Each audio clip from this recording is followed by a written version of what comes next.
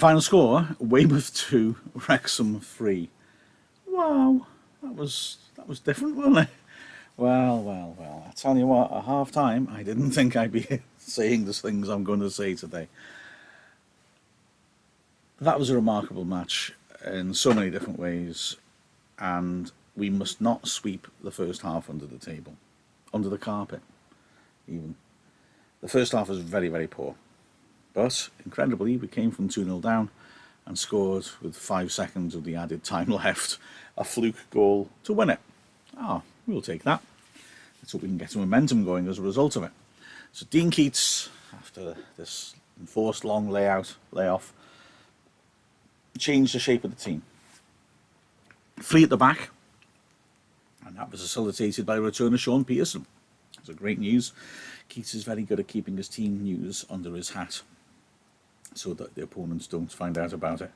So Pearson came back in the centre of defence. Rob Lainton, also back from his horrible concussion, was in goal. And Jordan Ponticelli was back from his injury to play up front alongside Kwame Thomas. Also, we brought Reece Hall-Johnson back in at right back ahead of James Horsfield. And we were awful in the first half. I mean, properly awful. We were behind after 3 minutes, the first test that the new defensive unit had, and frankly it wasn't good. I haven't had a chance yet to look back at it, but that might, so it may be that there are people I think were at fault who maybe were out of position for a legitimate reason. But the fact of the matter is, Harfield, the left back, got a long way up the flank. We didn't put enough pressure on him, so he had all the time in the world to pick a spot for a cross, which isn't really acceptable 20 yards out. He stood it into the far post. Thompson, the centre forward, was completely unmarked, headed it square. I'm not sure if he was just there being unselfish or if it was just a hideous header. And McCoy, who had started a move playing out wide, arrived late, also completely unmarked, to put it past Leighton, who had no chance. It was, well, a horrible goal to concede because we got the extra centre back and yet there was nobody within a couple of feet of either of the players in the box, which was not good. We didn't really respond that well. We had a sort of half chance. About 10 minutes later, a free kick played in, not cleared properly. Wrexham kept the ball in around the edge of the D, trying to put pressure on. In the end, it fell to Durrell. It was a crowded penalty area. We've seen him in goal from about 20 yards. He pulled a shot wide to the left post. Weymouth, I'd scouted them, and they looked poor to me. They looked like the sort of defence that would crack under pressure and had been consistently doing so. And they lost one of their centre-backs, Lewis Smith, going off injured halfway through the first half. Anderson coming on in his place. So even more problems you would think for them. But Wrexham just didn't pick up the pace, didn't get the ball down in midfield, didn't control things much. Not much good service to the strikers, and not much thrust from the flanks either. And 25 minutes in, we're 2-0 down. The corner from the right-hand side swung over to beyond the far post. McCarthy getting up 15 yards out. Powerful header. Again, Lainton no chance into the top right corner. There was danger about 4 minutes later, and this really would have put the game surely out of reach. Brooks poking the ball forwards to McCoy from the edge of the area, turned and hit a powerful shot just wide of the right post. But I've got to say, to be fair, that although we were bad up to that point, they wouldn't have another opportunity really until 5 minutes from the end of the match. So we did improve from that point. Now, one key thing was that the makeup of the midfield was interesting. We were playing 3 in midfield, and it was essentially Harris anchoring with Young and Durrell either side, and it wasn't working really. I've said often this season, in away games we looked like we were a man short in midfield. Well, we played an extra man in the centre midfield this time. I mean, in away games, and it didn't make any difference. To be fair to Durrell, I think he's a much more effective player a bit higher up the pitch, and so we did that. So we switched it around in that midfield 3 to a double pivot, Harris and Young, with Durrell allowed to play in front of them and try and get up and support the strikers. And although nothing came of it, after we did that, within 5 minutes twice, Durrell made good runs beyond the strikers. He was caught offside in one of them in a good position, but that was encouraging. It was the sort of thing I wanted to see Durrell do, get into the danger area. And we were actually getting players arriving in the box and supporting the strikers. So that was something. So the first step forwards in recovery. And the last 10 minutes of the half, we did do a bit better. There was a free kick by Record into the box. Vassell latched onto it 15 yards. I hit a shot which was blocked. It span out to Pearson. He hit a shot that was blocked. And it dropped to Vassell. And he hit a shot that, wait for it, was blocked. They could have gone in. A bit of a scramble. A couple of minutes later, another opportunity. Kelleher doing really well, opening up the pitch with a nice diagonal to Record. Wrexham had been passing around the midfield, and it looked like really to no particular effect, with no particular intention. But then suddenly Kelleher changed the tempo. Great switch. Record later off, and Harris driving in from the left flank hit a powerful shot just wide of the right post. So half time, 2-0 down, and you couldn't argue about that, despite those small green shoots of recovery. But Dean Keats made the first of 3 key interventions at the break. He took off Jamie Record, who hadn't really offered any penetration, to be honest, going forwards, and he brought on Jordan Davis. There's lots of people who feel they want to see Davis playing in an orthodox left-sided position, either as a fullback, or a wing-back, or a left midfield. Well, here we were seeing him do that for a prolonged period for the first time for Wrexham, and he made a huge, huge difference. He was getting forward a lot more than Record. He was delivering into the box a lot more. And, of course, he's excellent on set pieces.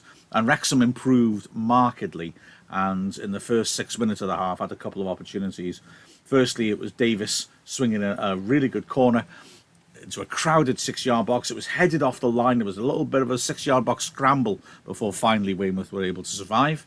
And then a minute later, Harris put a free kick into the box. It was half cleared out to Davis, and from 25 yards out, he drove a powerful shot into the ground, but it went wide of the right post. But Davis inspiring Wrexham, and Wrexham starting to put pressure on. There was then a very peculiar incident. I've got to say this now. When it was 2-0, I was thinking, I want to moan about the referee, but I need to put it in the context of he wasn't the reason why we got hammered. Well, okay, we didn't get hammered in the end, so I feel a bit more, I've got a free conscience. The referee had a bad one. A really bad one. He allowed too much to happen and be got away with. He made some very peculiar decisions. And if you think I'm biased, and I am, well, if you're watching the stream, you'll have heard that the Weymouth commentator, who was extremely fair, I would say, I was very impressed with that, was constantly saying, I can't believe the referee's not giving Wrexham a free kick there. There were so many decisions. I mean, Thomas, very early on, was hauled to the ground. The referee gave it against Thomas. Nobody could quite believe it, including the commentator. And that was the free kick which was launched forward, which led to eventually the opening goal. I'm not saying, don't use it as an excuse, but it shouldn't have been given that way. There were a number of decisions like that. McCoyd was allowed to really push his luck until he finally got booked in the second half. There was a lot going on. And then this one, in the 61st minute, a corner coming in from the left-hand side. Well, first, Vassell ended up on the floor. There were shouts for a penalty. Again, I haven't seen a replay. Well, I have seen a replay of what happened next, which was the ball broke down the goal line and heading towards the right corner flag. Harris was chasing after Ngalo, and the home midfielder elbowed him in the face. Simple as that. Right in front of the linesman, to be fair. He had a much better view than the ref. The outcome? Nothing. Remarkable. Wrexham were furious, but okay, that was that. There was another instance as well, which Wrexham were very unhappy with off the ball. There was quite a lot of that sort of stuff going on. And my bias wants me to say that Weymouth were rather niggly. And again, the ref didn't act on it. There was also a coming together with Pearson, who'd taken a bit of a battering without any punishment to the strikers. And off the ball, where the referee ignored it, let a throw-in happen, then stopped play because McCoy had sat down, and then lectured both players. And you think, well, he was happy to carry on playing. Why is he then lecturing them? I don't know. He was a strange ref. Anyway, we did benefit possibly near the end of the game, as I'll explain in a moment, from that. But with 21 minutes left, we're still 2-0 down, and although it's improved, we're not making, as you can hear, clear chances. So a double change, which worked really well. Dan Jarvis came on for Elliot Durrell, and Adi Yusuf come on for Kwame Thomas.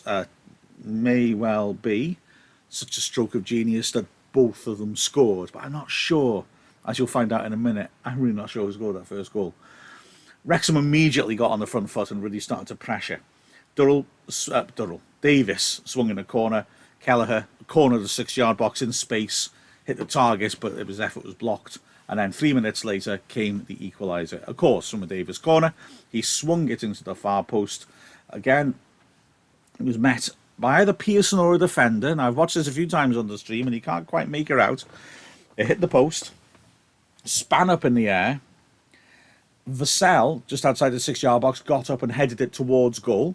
Yusuf popped up in front of the keeper and swung his left foot at it. Did he hit it? Did he not? I do not know. Whatever, the ball went past the keeper and Wrexham had pulled a goal back. So whether Yusuf had actually got a little touch deflected beyond the goalie, or whether he just took a swing and he distracted the keeper, I don't know. But one of them, Vassell or Yusuf, definitely scored. Yusuf ran off in celebration. Vassell ran off in sort of semi-celebration because he wasn't sure if Yusuf had touched it. And there was a little 10-yard distance conversation between the two of them, which clearly was Vassell asking Yusuf, did you touch it or not? Yusuf, though, I think was reacting, I think I'm right, to the referee. I think Yusuf thought it had been disallowed because he was like throwing his hands in the air and then had his head in his hands and wasn't jogging back to the halfway line. I think he thought it had been disallowed. But anyway, I guess he would have been borderline offside. So I don't know if Yusuf scored it or not. I have a funny feeling he's going to claim it. Anyway, here's a weird coincidence for you. The only other time we played at Weymouth, we scored 2 goals in very quick succession. Jeff Louis, 83rd minute, but it's 2-0 up. And then 15 seconds after the restart, Mark Williams just ran through the defence and made it 3-0. Wrexham won 3-1 in the end. Well, here we are again. 2 goals in a couple of minutes. Because from the restart, Wrexham went forwards once more. The ball eventually fell for Jarvis, and from 25 yards out, I mean, I tell you what, it wasn't, Jarvis is a lovely technical player. This was not a lovely technical goal. If I say he ran through the defence and beat about 3 men, you'll think, wow, what a beautiful Diego Maradona tribute that was. It was more of a rugby try, really. He just ran with it, and Weymouth's defence, as I've said all along, is poor.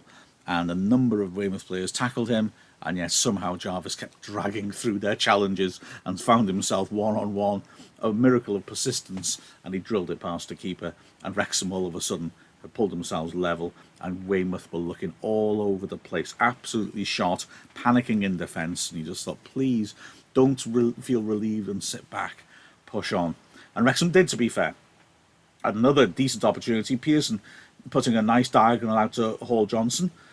He drove the ball into the goal mouth. It wasn't hit by anybody, but carried through to Davis about 15 yards out, and he looked to hit a bit of a curler into the top corner, couldn't quite bring it down in time. Then a free kick played into the edge of the area. Mullins, the half-time substitute up front for Weymouth, more of him in a moment, unnecessarily sliced it. I mean, it's a don't want Weymouth under pressure in the defence. They're just taking wild hacks at things. The ball span to Yusuf, who managed to hit the ball on the turn, and a defender did brilliantly to lunge at it, get a deflection. It went whistling just wide, really cleanly hit. So 5 minutes left, still 2-2. And then Weymouth came forwards. It all started off very frustratingly. They came forwards, the attack broke down, and Wrexham had a really good chance to break away. Ponticelli, usually good in these sorts of positions, halfway up his own half, gave the ball away, and Wrexham were caught out. The ball was played back in, and a shot was driven from the edge of the area. Pearson lunged at it really well and blocked it, I thought, with his arms outstretched, but it wasn't given. A corner was given, and we were a bit lucky there, I think. The corner swung in, and Brooks, 8 yards out at the far post of the great chance, put it back in the goal mouth and put it wide. A relief for Wrexham. A couple of minutes later, Wrexham were pushing up the other end. A free kick was swung in to the edge of the area. Kelleher nodded the ball down, and Young hit a powerful shot, which was well blocked by Brooks, but there was Yusuf hit it. It was well blocked by Yusuf. Remarkably, a foul was given against Yusuf. It was stupid. The ball dropped in the edge of the area, and just as Yusuf was hitting it, Brooks lunged across to get his foot in the way. Mayweather made contact with Brooks, but I mean, he was trying to score a goal. It was a daft free kick to give by the ref. And a minute later, the ref was in action again. This time, though, well, an off-the-ball incident. Young and Mullings. Young went down. He doesn't tend to go down, but I didn't see what happened. It seems the referee on the linesman on the far side of the pitch did. The referee went across to consult him and brought out a straight red card for Mullings, who was incandescent, but had to leave the pitch. And despite the fact that they had been battered in the second half, and despite the fact that they were a man down, in the first minute of added time, I beg your pardon, I've led all that up. Wrexham had one more chance a couple of minutes afterwards, the first minute of added time. Sorry, screwed that up. Again, it was Davis coming forwards, swinging the ball to the far post. A glorious chance. Hall Johnson, 8 yards out, a free header, and he put it well wide. And he just thought, well, that was it. That was the opportunity. Especially when the fourth minute, the thing I was leading up to before happened. Sorry about that. Fair play to Weymouth. Coming forwards again. It was a pass again out of the Wrexham half, which was intercepted, and McCarthy ran through the tackles of Harrison Young rather too easily through the centre of the pitch, fed it out to the flank, where it was the ball was driven in by Cook, and Pearson again blocked it 6 yards out. It was a real chance, and the ball definitely hit Pearson's hands.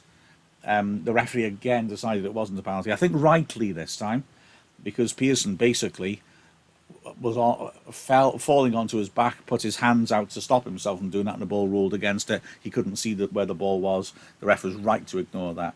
But I've got to say, judging by the way some National League refs officiate, and just by the way this guy officiated, we were maybe a little lucky that he didn't give it.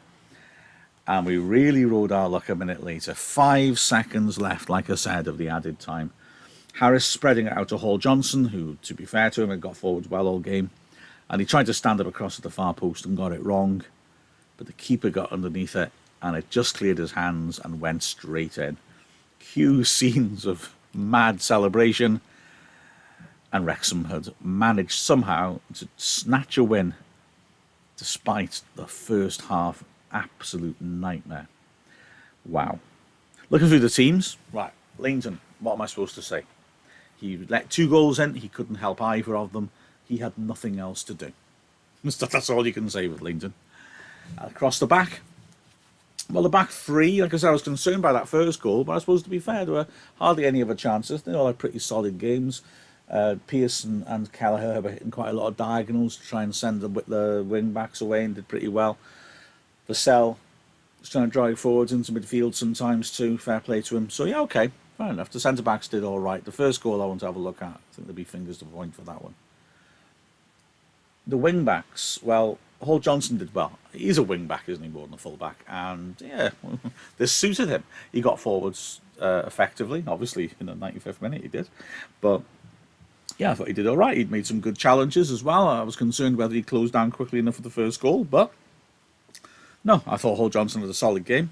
Record had a frustrating game, made a couple of mistakes defensively, but he wasn't really getting forwards very well. Wasn't really taking the game to Weymouth much. Didn't really deliver stuff into the box, and his replacement by Davis was pivotal. In midfield, Young again, a little bit quiet, not his usual self, although he does have good stamina, and he did finish the game fairly strongly. Harris, again, not quite right, misplaced a few passes, but did keep going, won a few good tackles, got some aggressive challenges in, got his traditional yellow card. So he was very feisty, to be fair. Durrell, yeah, I don't quite like him playing in a slightly deeper role, and he just didn't get involved. The first time, really, that this season, he's not really shown much. And then up front, well, I mean, Thomas and Ponticelli in the first half had very little to work with. Thomas was subbed, 20 minutes left. He did struggle to make an impact. You know, in previous games, he's looked really good. Even when he's not getting much service, he'll still beat the centre-backs. But this time he was struggling a bit, and so he went off. Ponticelli put in a good shift, wasn't really able to hurt Weymouth all that much. But he, again, ran the channels, put in a good shift, worked back well too. And then we get to the substitutes. Well, Jordan Davis, man of the match for me, coming out of half-time, transformed the game. So much good service into the box from set pieces and from wide, and had a shot on goal as well. And he deserves a massive hats off. He's surely earned a chance to be starting on Saturday to see how he can build on that. And the other subs, well, I mean, Yusuf was busy, had some good moments in and around the edge of the area, as well as possibly scoring the first goal. And then Jarvis, likewise, who I think is a bit more suited to that, the role that Durrell started. Well, got that key second goal. Absolutely, yeah. So very happy with those subs, and they would all be banging on the door saying pick me on Saturday, won't they? That was a mad game, but I'll take it. With a final score of Weymouth 2, Wrexham 3, I'm Mark Griffiths from the Wrexham AFC media team. Thanks very much for watching. Please subscribe as well so you don't miss out on any of our content, and click the bell to get notifications.